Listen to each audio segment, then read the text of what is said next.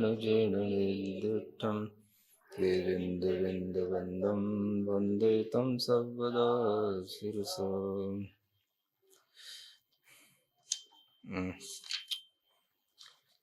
गाथा number 6, page number 15।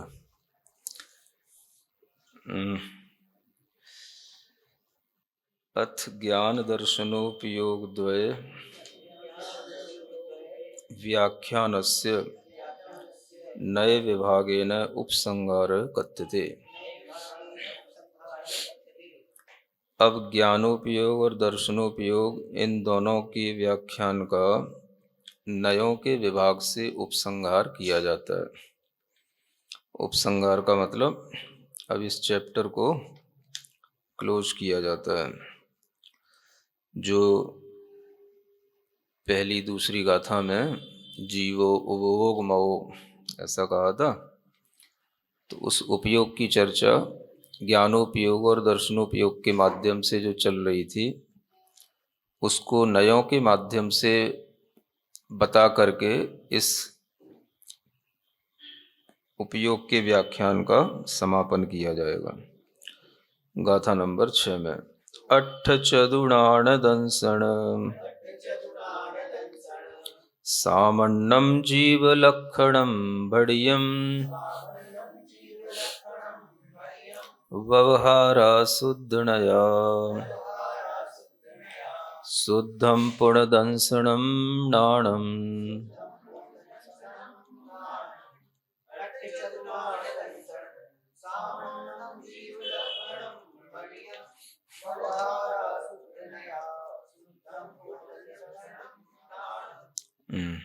ये जो गाथा है इसका भावार्थ अट्ठ चतुर्णान दंसन यानी 8 प्रकार का ज्ञान और 4 प्रकार का दर्शन। यह सामान्यम माने सामान्य, जीव लक्षणम जीव का लक्षण, बढ़ियम माने कहा गया है। जीव का लक्षण एक सामान्य से कहा जाता है और एक विशेष से कहा जाता है। तो 8 प्रकार का ज्ञान होता है, 4 प्रकार का दर्शनोपयोग होता है। यह जो जीव का लक्षण है यह सामान्य कथन जानना। व्यवहारा, और यह जो सामान्य कहा गया है यह व्यवहार से है, चूंकि इसमें अनेक भेद ज्ञान और दर्शन के गर्भित हो गए, इसलिए ये व्यवहार से है। शुद्ध नया यानी शुद्ध नय से, शुद्धम पुण्यदंसनम नाणम, शुद्ध ज्ञान और शुद्ध दर्शन मात्र ही जीव का लक्षण होता है। यानी जीव का लक्षण एक सामान्य और एक विशेष। तो जो व्यवहार से बताया जा रहा है वो सामान्य है और जो शुद्ध नय से है वो विशेष है। तो व्यवहार से अनेक तरह के ज्ञान होते हैं, जो 8 प्रकार के बताए गए, 5 सम्यक ज्ञान और 3 मिथ्या ज्ञान। तो ये सब भेद व्यवहारी संसारी जीवों में दिखाई देते हैं, इसलिए ये व्यवहार से जीव के लक्षण हैं। और शुद्ध नय से देखा जाएगा तो जीव में सिर्फ ज्ञान मात्र, दर्शन मात्र जो शुद्ध है, बस वही जीव का लक्षण है। तो इस तरह से व्यवहार नय से और शुद्ध नय से ये जीव के लक्षण 2 तरह से घटित हो जाते हैं। उसको यहाँ इस गाथा में कहा गया है।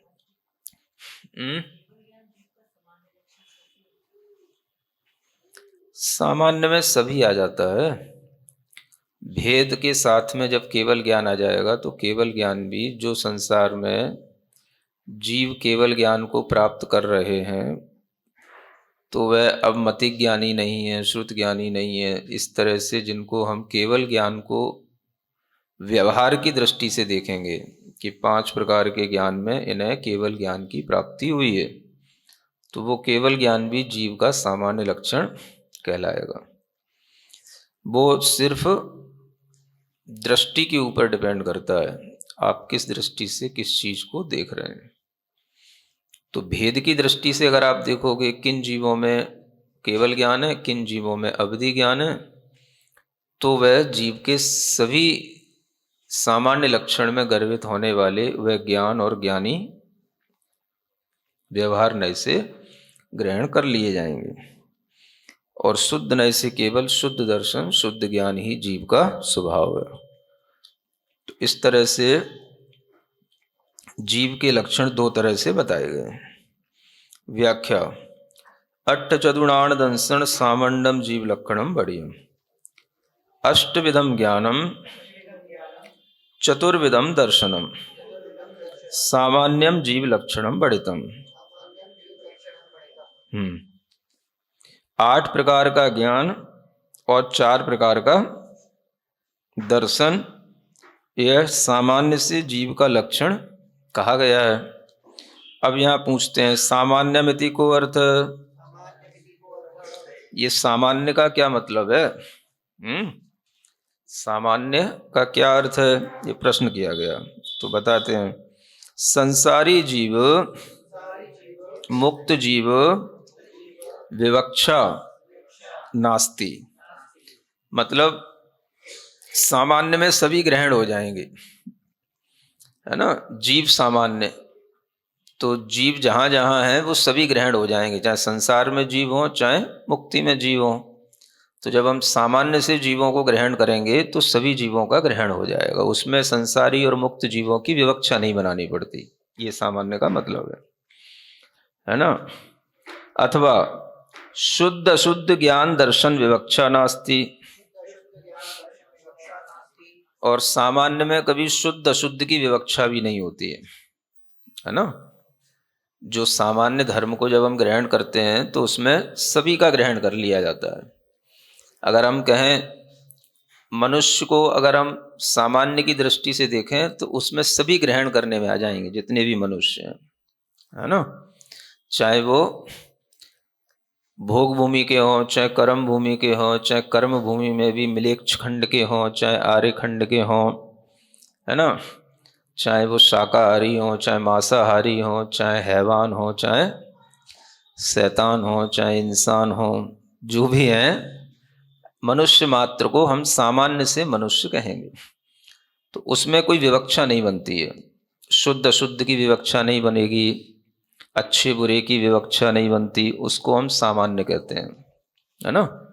जैसे हम बोलते हैं ना, एक कॉमन मास है, माने कॉमन ऑडियंस, जहाँ पर बैठ जाएं सभी बैठ सकते हैं। तो जब हम मनुष्य की विवक्षा में कोई स्पेशलिटी का कोई क्राइटेरिया नहीं बनाते तब तक वो सब सामान्य होता है। और फिर जब उसमें हम एक क्राइटेरिया बना देते हैं कि यहाँ पर यही ऑडियंस रहेंगे, इसी तरह के यहाँ पर पीपल होंगे, तो वो जो है अपने आप में विशेष हो जाता है। इसी को विवक्षा कहते हैं। तो जहाँ पर विवक्षा में संसारी जीव मुक्त जीवों की कोई डिफरेंशिएशन नहीं किया जा रहा, उसको सामान्य कहते हैं। जहाँ पर शुद्ध जीव हों चाहे अशुद्ध जीव हों, उनकी कोई क्राइटेरिया नहीं बनाया जा रहा, उसको भी सामान्य कहेंगे। और जहाँ पर ये सब चीज़ें अलग अलग कैटेगरी की होंगी वो विशेष में हो जाएंगी। बस इतनी सी बात है। तो सामान्य और विशेष के बिना तो कहीं कोई काम चलता ही नहीं। हर जगह पर हमें सामान्य और विशेष तो लागू करना ही पड़ता है। तो सामान्य धर्म में शुद्ध अशुद्ध की विवक्षा नहीं होती, है ना। मनुष्य है तो मनुष्य में भी भाई कोई भी हो, किसी भी कास्ट का हो, किसी भी तरह का काम करने वाला हो, शुद्ध अशुद्ध कोई तरह का काम करने वाला हो, तो मनुष्य की सामान्य विवक्षा में सब ग्रहण कर लिए जाएंगे। फिर जहाँ पर आप विवक्षा बनाएंगे कि नहीं भाई ये हमारा मंदिर का स्थान है, यहाँ पर इनका प्रवेश नहीं है, यहाँ पर उनका प्रवेश नहीं है, तो वो आपकी विशेष विवक्षा हो गई। बस तो इसी तरह से बताया जा रहा है। तो ये दोनों बातें अच्छी हैं। जहाँ पर संसारी और मुक्त जीवों की विवक्षा नहीं हो उसको भी एक सामान्य कहा जाएगा, और जहाँ पर शुद्ध अशुद्ध की विवक्षा नहीं हो उसको भी सामान्य कहा जाएगा, है ना। तो ये सामान्य का ज्ञान और विशेष का ज्ञान, दोनों का ज्ञान अलग अलग विवक्षाओं से कराया जाता है। तदपि कथमिति चेत, वो भी कैसे हो गया? तो कहते हैं विवक्षा या अभाव सामान्य लक्षणम इति वचनात्। सामान्य का यही लक्षण है। सामान्य किसे कहते हैं? तो जिसमें किसी तरह की किसी विवक्षा का कोई भी समावेश ना हो, विवक्षा का अभाव हो, उसी का नाम सामान्य कहलाता है ना। मतलब सामान्य कोई भी चीज हो सकती है, सामान्य व्यक्ति भी हो सकता है, सामान्य स्थान भी हो सकता है, सामान्य कोई पदार्थ भी हो सकता है ना। तो कोई भी वस्तु जब सामान्य रूप में होती है, कॉमन होती है, तो वो सबके लिए होती है, उसमें कोई कैटेगरी नहीं बनाई जाती है, कोई तरह का उसमें हम डिवाइडेशन नहीं कर सकते। तो इसी को सामान्य कहा गया है, जिसमें किसी तरह की विवक्षा का अभाव होता है, वही सामान्य है। कस्मात् सामान्यम जीव लक्षणम बढ़ितम। ये सामान्य से जीव का लक्षण किससे कहा गया है, माने किस अपेक्षा से कहा गया है, कौन सी विवक्षा से आप सामान्य का जीव लक्षण कह रहे हैं? तो कहते हैं व्यवहारा, व्यवहारात, व्यवहार नयात। व्यवहार नय से जीव का लक्षण सामान्य कहा जाता है। क्योंकि व्यवहार में हमें सभी जीवों को पकड़ना है। अब जीव मात्र में जो ज्ञान है, चाहे वो मिथ्या दृष्टि हो चाहे सम्यक दृष्टि हो, है तो वो सब जीव ही है ना। ज्ञान तो ज्ञान ही है, चाहे मिथ्या दृष्टि का ज्ञान हो चाहे सम्यक दृष्टि का ज्ञान हो, ज्ञान की अपेक्षा से तो सब ज्ञान ही है। तो वो ज्ञान जिनके पास है, उन सभी ज्ञानधारियों को जिसमें ग्रहण कर लिया जाएगा, उसी का नाम सामान्य है। इसलिए सामान्य विवक्षा में चाहे सम्यक ज्ञान हो चाहे मिथ्या ज्ञान हो, सभी का ग्रहण कर लिया जाएगा। ये व्यवहार नय से सामान्य जीव का लक्षण बन जाता है। तो जीव की हम पहचान ज्ञान से करते हैं, और जिसके पास जो ज्ञान होगा वही उस जीव की पहचान हो गई। अब किसी का ज्ञान उल्टा है तो उल्टा है तो है, ज्ञान तो है कम से कम, अजीब तो नहीं है कि ज्ञान ही ना हो, किताब तो नहीं है वो, आदमी तो है बस। तो यही सामान्य कहलाता है। तो चाहे वो केवल ज्ञान हो चाहे वो कुमति ज्ञान हो, ज्ञान की अपेक्षा से जब हम देखेंगे तो सामान्य से सभी को ग्रहण कर लेंगे। भाई आपका केवल ज्ञान है, आपका अवधि ज्ञान है, आपका श्रुत ज्ञान है, आपके पास मति ज्ञान है, इनके पास कुमति ज्ञान है, इनका कुश्रुत ज्ञान है। ये सब इनके अपने अपने ज्ञान ही इनके जीव को बताने के लिए लक्षण है कि हाँ इनके पास ज्ञान तो है। तो सामान्य में सभी को ग्रहण कर लिया जाता है। ये सामान्य की विवक्षा व्यवहार नय से की जाती है। तो ये कौन सा नय इसमें लगेगा? सामान्य में व्यवहार नय। माने कॉमन स्टैंड पॉइंट कहें, कॉमन एटीट्यूड कह लें, कॉमन चीज़ों को पकड़ने के लिए जो भी अपने पास में अपना पर्सपेक्टिव होता है कॉमन, वो जो है व्यवहार नय से काम करता है। तो अपने सोच को, अपनी पर्सपेक्टिव को भी जो है दोनों तरह से चलाना चाहिए। हमेशा स्पेसिफिक भी नहीं होना चाहिए, और हमेशा कॉमन भी नहीं होना चाहिए। दोनों रहेंगे तो आप सही चीज़ों को पकड़ते रहेंगे, है ना। तो कभी कॉमन बन के भी काम किया जाता है, कभी स्पेशल बन के भी काम किया जाता है? नहीं किया जाता? करना ही चाहिए। दोनों ही तरह के तरीके बताए हैं आचार्यों ने। तो दोनों ही तरह का अपने अंदर भाव रखना चाहिए।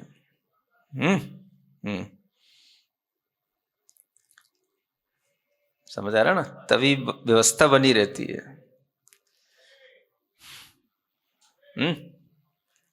नहीं समझ में आया?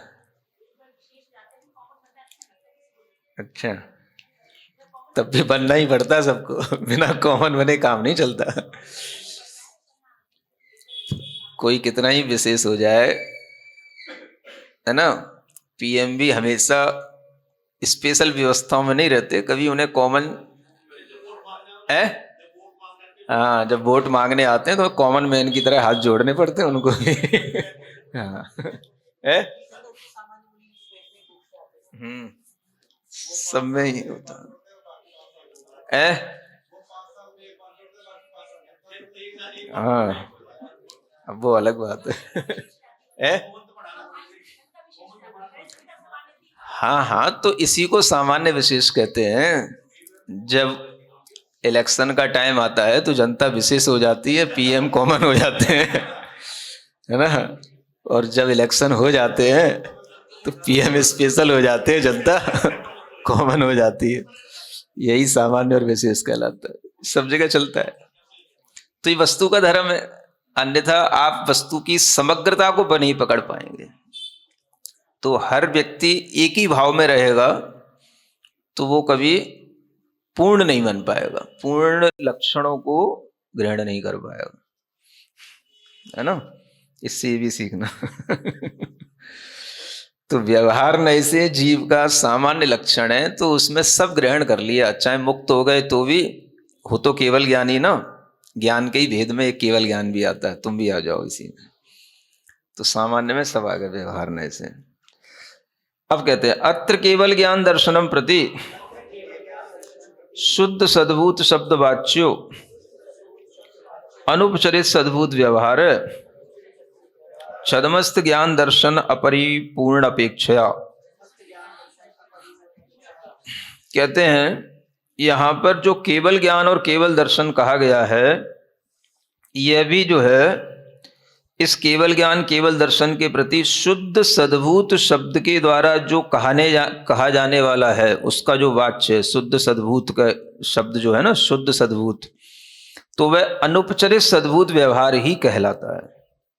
मतलब केवल ज्ञान केवल दर्शन हो गया, ये जो प्रश्न किया था ना अभी कि सामान्य में केवल ज्ञान कैसे आ गया, तो उसी का ही ये उत्तर है कि शुद्ध सद्भूत शब्द से केवल ज्ञान केवल दर्शन को ग्रहण किया जाता है, क्योंकि केवल ज्ञान केवल दर्शन शुद्ध है और आत्मा का सद्भूत है ना, स्वभाव है, उसी में रहने वाला। तो इसको भी अनुपचरित सद्भूत व्यवहार कहा गया है। क्या बोलते हैं? हाँ, यानी व्यवहार की दृष्टि से यह शुद्ध सद्भूत भी अनुपचरित सद्भूत कहलाता है। अनुपचरित का मतलब हमने कहीं उपचार नहीं किया, उपचार से नहीं, उपचार नहीं किया, अनुपचरित है वो, यानी कहीं ये बाहर से आया हुआ जीव का स्वभाव नहीं, अपना ही जीव का स्वभाव है जो केवल ज्ञान केवल दर्शन है। इसलिए यह व्यवहार की दृष्टि से देखने पर अनुपचरित सद्भूत व्यवहार की कोटि में रखा जाता है। इसलिए इस व्यवहार नय की अपेक्षा से केवल ज्ञान को भी सामान्य में ग्रहण कर लिया जाता है, क्योंकि अच्छा फिर आगे कहते हैं छदमस्त ज्ञान दर्शन अपरिपूर्णापेक्षया पुनः अशुद्ध सद्भूत शब्दवाच्य उपचरित सद्भूत व्यवहार है। अब जो छदमस्तों के ज्ञान दर्शन होते हैं वो परिपूर्ण नहीं होते हैं। छदमस्त अवस्था में ज्ञान और दर्शन कभी भी पूर्ण नहीं होता, तो अपरिपूर्ण रहता है। उसकी अपेक्षा से जब देखते हैं तो वह अशुद्ध सद्भूत शब्द का वाच्य बनता है। माने उस ज्ञान दर्शन को देखने के लिए हमें अशुद्ध और सद्भूत शब्द का सहारा लेना पड़ता है, क्योंकि वो ज्ञान दर्शन अशुद्ध हो गया जो अपरिपूर्ण है, छदमस्तों का है। तो वो अशुद्ध भी है लेकिन सद्भूत है। सद्भूत क्यों है? क्योंकि वो जीव का ही ज्ञान स्वभाव है। हाँ, सद्भूत का मतलब जीव का अपना स्वभाव, सत माने उसी के अस्तित्व के साथ जुड़ा हुआ, उसी में रहने वाला।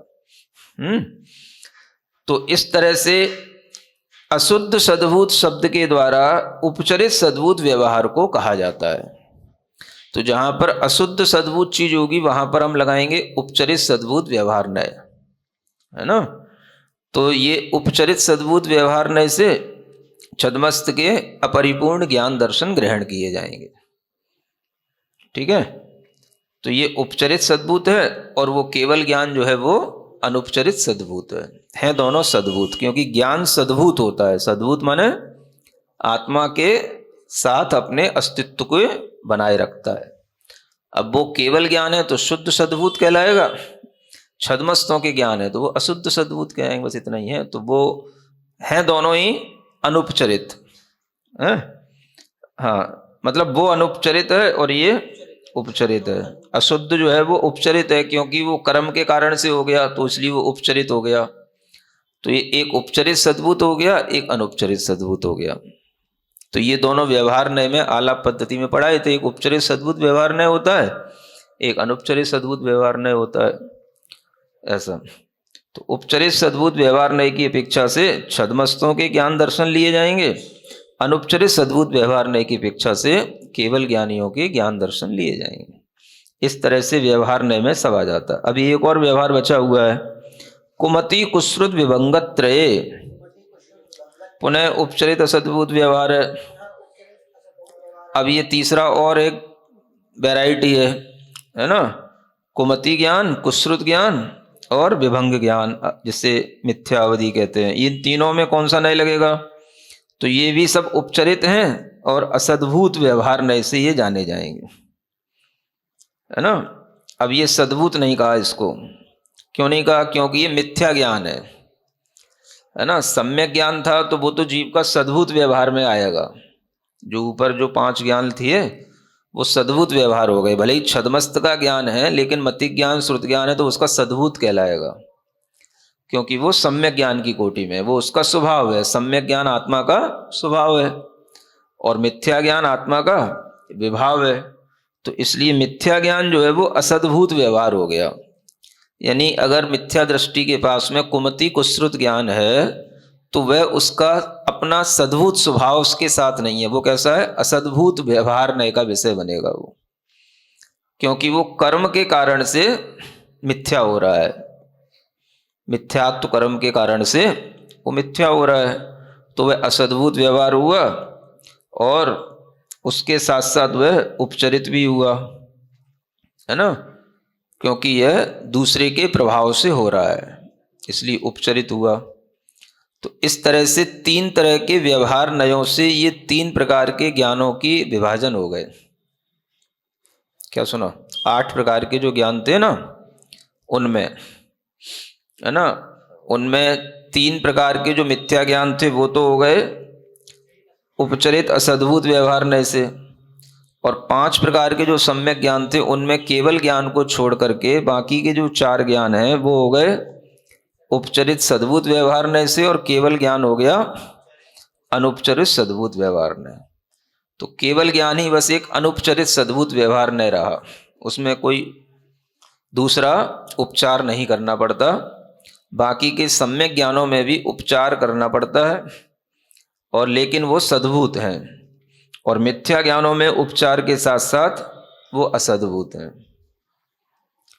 इस तरह से 3 तरह के ये अलग अलग विभाजन हो जाते हैं। 8 प्रकार के ज्ञानों, 3 नए लग जाएंगे। इन 3 व्यवहार नयों से सभी सामान्य ज्ञानों को पकड़ लिया जाएगा। शुद्ध नया शुद्धम पूर्ण दंशनम नाणम, शुद्ध निश्चय नयात पुनः शुद्धम अखंडम केवल ज्ञान दर्शनद्वयम जीव लक्षणम इति। शुद्ध निश्चय नय से जब देखते हैं तो केवल ज्ञान और केवल दर्शन यही जीव का लक्षण बनता है। ये शुद्ध है, और जो शुद्ध होता है वो अखंड होता है ना। शुद्ध कैसा होता है? अखंड होता है। एक बात समझ लो, है ना, जो शुद्ध होगा वो अखंड होगा, खंड खंड जो हो जाता है वो अशुद्ध हो जाता है। हाँ, समझ में आ रहा है? तो दूध से जब तक आप घी बनाओगे तो बीच में जितना भी चीजें बनेंगी सब खंडित होती जाएंगी। चाहे आप दूध की मलाई बना लो, चाहे मट्ठा बना लो, चाहे मक्खन बना लो, जब शुद्ध बन जाएगा तो वो अखंड कहलाएगा। घी जो बन गया वो अखंड है, उसको आप खंड नहीं कर सकते, उसको नहीं आप मिटा सकते, उसके बाद कुछ नहीं है फिर, है ना। इसलिए शुद्ध बनने की बात करो, अशुद्ध में विखंडन बना ही रहता है।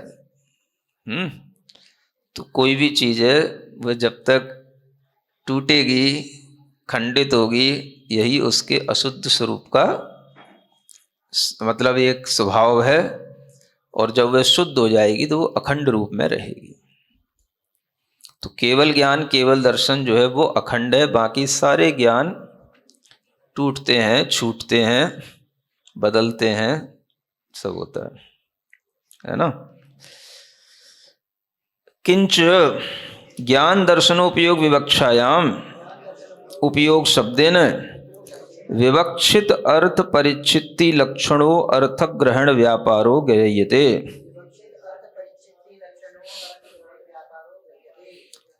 हाँ, फिर कहते हैं दूसरी बात ये भी है कि जब ज्ञान दर्शन उपयोग की विवक्षा करते हैं तो उस समय पर उपयोग शब्द से जो विवक्षित पदार्थ है उस पदार्थ के ज्ञान रूप लक्षण को ही ग्रहण करने का जो व्यापार होता है वही ग्रहण किया जाता है। माने जब हम उपयोग शब्द बोलते हैं, जब भी बोला जाता है ना ज्ञानोपयोग दर्शनोपयोग, तो वहां पर उपयोग शब्द से क्या लेना कि वो उपयोग किसी ना किसी विवक्षित पदार्थ को ग्रहण कर रहा है ना। माने उस पदार्थ के परिच्छित्ति लक्षण वाला जो अर्थ ग्रहण का व्यापार है उसको उपयोग से ग्रहण किया जाता है। माने किसी भी पदार्थ को जानने के लिए जो आत्मा का व्यापार होगा, आत्मा की क्रिया होगी, वो उपयोग के माध्यम से कही जाएगी। इसको समझना चाहिए। जब हम कहते हैं ना ज्ञानोपयोग, एक कहा केवल ज्ञान और एक कहा ज्ञानोपयोग, तो ज्ञान में केवल जो है जानना होगा और ज्ञानोपयोग में वह उस पदार्थ को ग्रहण करके जान रहा होगा। क्या समझ में आया है? क्यों नहीं नहीं, पदार्थ को ग्रहण करने का जो व्यापार है, हाँ, ज्ञान का वो ज्ञान का उपयोग है। हाँ, पदार्थ को ग्रहण करने का यानी पदार्थ को जानने का जो व्यापार कर रहा है, व्यापार माने क्रिया कर रहा है पदार्थ को, वो उपयोग शब्द के माध्यम से कही जाएगी। यानी जब भी आप पदार्थ को जानने के लिए तत्पर होंगे तो वह कहा जाएगा ये आपने अपने ज्ञान का उपयोग किया, ये आपका ज्ञानोपयोग है।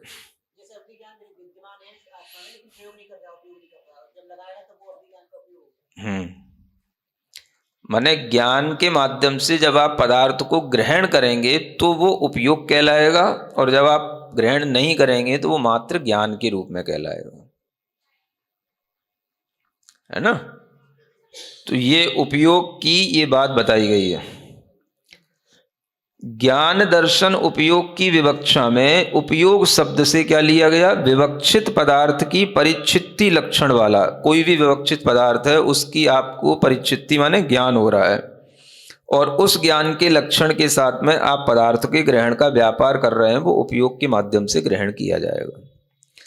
यानी उपयोग हमेशा जो होता है वह पदार्थ को पकड़ता है जानने के लिए, है ना। तो इसलिए यहां पर यह समझ सकते हो कि जो केवल ज्ञानियों में शुद्ध नय से शुद्ध दर्शन और शुद्ध ज्ञान कहा गया है, ये केवल ज्ञान और केवल दर्शन कहा गया है, केवल ज्ञानोपयोग और केवल दर्शनोपयोग नहीं कहा गया है। इसको आप ऐसे समझो। नहीं समझे? केवल ज्ञान देखो, केवल ज्ञान दोनों तरह से, अब विवक्षा देखो, इसको कहते हैं विवक्षा। केवल ज्ञान केवल ज्ञानोपयोग के रूप में भी देख सकते हो और केवल ज्ञान को आप केवल ज्ञान के रूप में भी देख सकते हो। जब निश्चय नय से देखोगे तो उसमें सिर्फ केवल ज्ञान दिखेगा, उपयोग नहीं आएगा। जब व्यवहार नय से देखोगे तो उसमें 5 प्रकार के उपयोगों में आने वाला केवल ज्ञान उपयोग आ जाएगा। ये कहने का मतलब है। अब बुद्धि सूक्ष्म होगी तो समझ आएगा, है मौथरी होगी तो नहीं समझ आएगा। बीच में है, चलो फिर उसको घिसते रहो तो सूक्ष्म बन जाएगी है ना। तो ये अच्छी चीज है। मतलब शुद्धम ज्ञानम, अखंडम ज्ञानम। शुद्ध नय से क्या है? ज्ञान सिर्फ ज्ञान है, शुद्ध ज्ञान मात्र है ना। तो वो शुद्ध ज्ञान कहेंगे तो वो निश्चय नय से शुद्ध ज्ञान कहलाएगा, शुद्ध नय से। और जब हम कहेंगे केवल ज्ञानोपयोग, तो उपयोग शब्द कहते ही मतलब वो अपने ज्ञान से पदार्थ को जान रहा है, वो वाली दृष्टि आ जाएगी। पदार्थ को ग्रहण कर रहा है अपने ज्ञान से, तो कहलाएगा केवल ज्ञानोपयोग। और जब उसको हम उस दृष्टि से ना देख करके सिर्फ इतना देखेंगे, वह केवल ज्ञान है, बस शुद्ध ज्ञान मात्र है, तो वह शुद्ध निश्चय नय से शुद्ध ज्ञान कहलाएगा। तो उसको ज्ञानोपयोग नहीं कहेंगे। उपयोग जब लगेगा तो वो क्या करेगा? देखो वो पदार्थ को जान रहा है, भविष्य को जान रहा है, भूत को जान रहा है, पर्यायों को जान रहा है ना। तो जो उपयोग होगा वो पदार्थ को जानने में लगेगा। है चीज एक ही, कहने की विवक्षा अलग अलग है ना। नहीं समझ आया? जैसे घी है, अब उस घी को केवल आप देखो, शुद्ध घी घृत मात्र है ना। घी जो बना हुआ है उसको अगर आप देखो तो शुद्ध नय से वह शुद्ध घृत है बस। अब इसका क्या उपयोग हो सकता है? इसको जब कढ़ाव में गर्म करेंगे और उसमें हम अपनी लोई डालेंगे तो ये पूड़ी बना देगा तो ये उसका उपयोग हो गया है। इसको अगर हम नाक में डाल लेंगे तो सिर दर्द दूर हो जाएगा ये उसका उपयोग हो गया। तो जब वो किस क्रिया में प्रवृत्त हो जाएगा तो उपयोग होगा, और कोई क्रिया में प्रवृत्त नहीं है तो वो शुद्ध ज्ञान मात्र है बस, है ना। बस तो ऐसे ही केवल ज्ञान को हम दोनों दृष्टि से देखें। जब वह शुद्ध ज्ञान है तो ज्ञान की दृष्टि से देखो, सिर्फ क्या है? केवल ज्ञान, शुद्ध ज्ञान है। जब आप ये देखोगे जानाति पर्यायान द्रव्याणि गुणान सर्वान युगपत प्रतिक्षण मतः, तो फिर ये सब जो है केवल ज्ञानोपयोग हो गया। अच्छी चीज है, समझ में आया?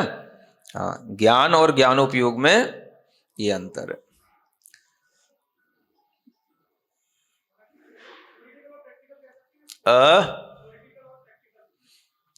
नहीं, थ्योरेटिकल प्रैक्टिकल कहने की बजाय एक्सपेरिमेंटल और प्रैक्टिकल, थ्योरेटिकल नहीं, एक्सपेरिमेंटल और प्रैक्टिकल, है ना। जो एक्सपीरियंस के साथ हो रहा है वो सिर्फ एक्सपेरिमेंटल है ना। और जिसको हम कुछ प्रैक्टिस में ला रहे हैं वो प्रैक्टिकल है। थ्योरी तो कुछ है ही नहीं, थ्योरी तो हम सब के लिए है। जहाँ पर उस थ्योरी को अप्लाई करना है वहाँ पर सिर्फ दो चीज़ों की विवक्षा से हम उसको समझ सकते हैं, एक्सपेरिमेंटल होगा या प्रैक्टिकल होगा। तो जो प्रैक्टिकल है वो उपयोग हो गया, जो एक्सपेरिमेंटल है, जो experience of knowledge only, that is केवल ज्ञान, ओनली नॉलेज, शुद्धम प्योर नॉलेज, बस, है ना। अब आया समझ में? चलो ठीक है, बुद्धि पतली हो गई, मतलब सूक्ष्म हो गई। अब इतनी देर से घिसेंगे तो पतली तो हो ही जाएगी। उसमें तुम्हारा काम नहीं है, मेरा काम है, मेहनत मेरी है। बुद्धि भले ही तुम्हारी हो, हाँ, उसको घिसने की मेहनत हमारी है ना। तो थैंक्स हमें देना है ना। शुभाशुभ शुद्धोपयोग त्रय विवक्षायाम पुनः उपयोग शब्देन शुभाशुभ शुद्ध भावनैक रूपम अनुष्ठानम ज्ञातव्यम इति। देखिए, अब ये सब विवक्षाएं हैं, एक और नई विवक्षा बताते हैं। जब हम शुभ की, अशुभ की, अशुद्ध उपयोग की, ये भी तीन विवक्षाएं बनती हैं, है ना। अब उपयोग में ये भी तो बताया गया है, अशुभोपयोग होता है, शुभोपयोग होता है, शुद्धोपयोग होता है, तो ये तीन विवक्षाएं ये भी हैं। तो इन तीन विवक्षाओं में उपयोग शब्द से क्या लेना? शुभ अशुभ शुद्ध भावना के साथ एक रूप होकर के जो अनुष्ठान किया जा रहा है वो इन उपयोगों के साथ जोड़ लेना, माने जब आपने कहा ये अशुभोपयोग है, तो अशुभोपयोग का मतलब हो गया वो अशुभ भावना के साथ एक रूप हो रहा है, एक मेक हो रहा है अशुभ भावों के साथ। जब आपने कहा ये शुभोपयोग है, तो शुभोपयोग का मतलब क्या कहलाएगा? वो शुभ भावनाओं के साथ एक रूप हो रहा है। एक रूप माने अपनी आत्मा में एक मेक हो रहा है, तो वहां पर उसको कहना शुभोपयोग। शुद्धोपयोग का मतलब वो शुद्ध भावनाओं के साथ अपनी आत्मा में एक रूप हो रहा है। तो इस तीन उपयोग को इस तरह से तीन रूप में भी जानना है ना। तो उपयोग ज्ञानोपयोग भी है, दर्शनोपयोग भी है ना। उपयोग शुभोपयोग भी है, अशुभोपयोग भी है, शुद्धोपयोग भी है। तो ये अलग अलग विवक्षाओं में अलग अलग तरह से उपयोग का प्रयोग किया जाता है ना। उपयोग का प्रयोग है ये। अत्र सहज शुद्ध निर्विकार परमानंदैक लक्षणस्य साक्षाद उपादेय भूतस्य अक्षय सुखस्य उपादान कारणत्वात् केवल ज्ञान दर्शन द्वयम उपादेयमिति।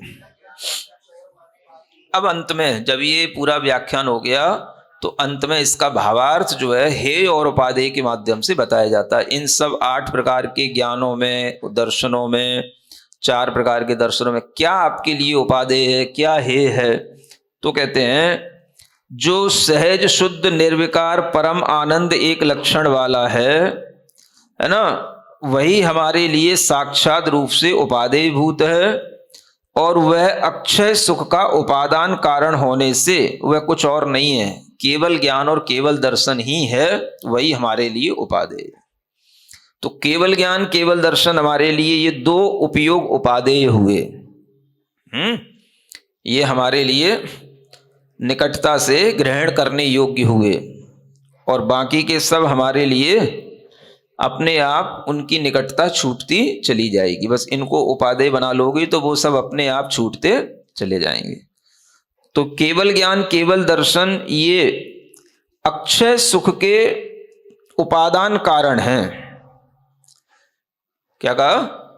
अक्षय सुख की प्राप्ति के लिए ये क्या है? उपादान कारण है। माने अक्षय सुख कहाँ उत्पन्न होता है? तो केवल ज्ञान केवल दर्शन के साथ ही होता है। तो इसका उपादान कारण हो गया, इसलिए ये साक्षात उपादेय भूत हो गए। और यह कब उपादेय हो जाते हैं? जब हम सहज शुद्ध निर्विकार परम आनंद एक अनुभूति में होते हैं, तब ये हमारे लिए उपादेय हो जाता है। इस तरह से इसको उपादेय बनाने का भी पुरुषार्थ करना चाहिए, और इन्हीं को केवल उपादेय भूत जानना चाहिए, है ना। और न्याय की दृष्टि से एवं नैयायिकम प्रति गुण गुड़ी भेदैकांत निराकरणार्थम उपयोग व्याख्यानेन गाथात्रयम् गतम्, है ना। तो गुण और गुड़ी में एकांत रूप से भेद मानते हैं। जो नैयायिक मत वाले होते हैं वो हमेशा आत्मा भिन्न है और उसका ज्ञान गुण भिन्न है, ऐसा मानते हैं।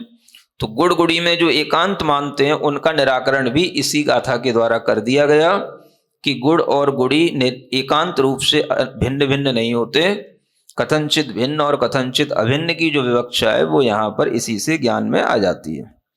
तो इस तरह से न्यायिक मत का निराकरण करके उपयोग का ये व्याख्यान 3 गाथाओं में समाप्त हो जाता है ना। 4, 5 और 6 नंबर की 3 गाथाओं में उपयोग का व्याख्यान पूरा हो जाता है।